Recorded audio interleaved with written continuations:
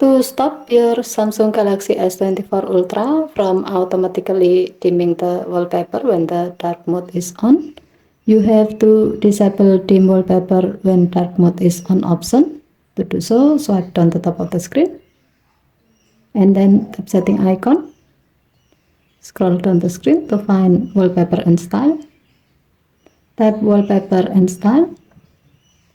Alternatively, you can go to this menu from your home screen. To do so, on your home screen, long tap on an empty area to go to the home screen edit screen. And then tap wallpaper and style. Now, tap the blue on off switch next to dim wallpaper when dark mode is on until the switch turns green to turn it off.